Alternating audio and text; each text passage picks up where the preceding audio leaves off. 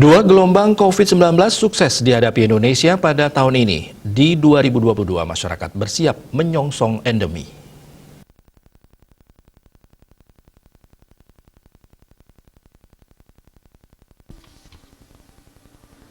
Juru bicara Satgas Penanganan COVID-19, Profesor Wiku Adhisa Smito menyatakan pihaknya mengajak masyarakat untuk melihat kilas balik penanganan pandemi di tahun ini agar menjadi pelajaran sehingga terbebas dari pandemi dan mencapai endemi di 2022 agar korban tidak terus bertambah di waktu mendatang. Diungkapkan dalam rilis Indonesia menghadapi puncak gelombang pertama pada Januari, kemudian gelombang kedua yang lebih parah terjadi pada bulan Juli. Keduanya sukses dihadapi dan pada Desember ini jumlah kasus bisa terkendali. Sepantasnya lah semua pihak memetik pelajaran penanganan pandemi 1 tahun ini, terutama sebagai pondasi dalam memantapkan langkah bersama menuju 2022 yang produktif dan aman COVID. Pencapaian baik tersebut tentunya tidak terlepas dari kontribusi seluruh lapisan masyarakat dan pemerintah. Apalagi karakteristik Indonesia yang merupakan negara luas dengan jumlah penduduk yang tidak sedikit. Namun dengan upaya keras yang dilakukan bersama, akhirnya penanganan berangsur membaik. Turun.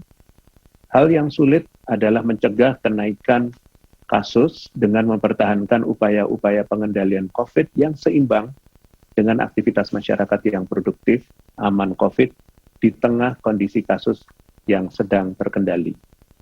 Kendati demikian, semoga menjelang tahun yang baru ini, kita tetap mengingat betapa besar dampak lonjakan kasus, terutama terhadap kondisi ekonomi masyarakat.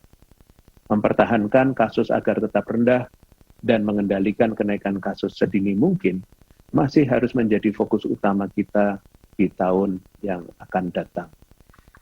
Selanjutnya, saya akan mengajak masyarakat Indonesia untuk kembali mengingat berbagai perjuangan yang telah kita lalui.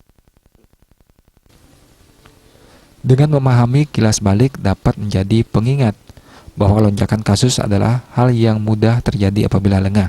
Terlebih pula, terdapat faktor-faktor lain yang lebih sulit dikendalikan seperti munculnya varian baru.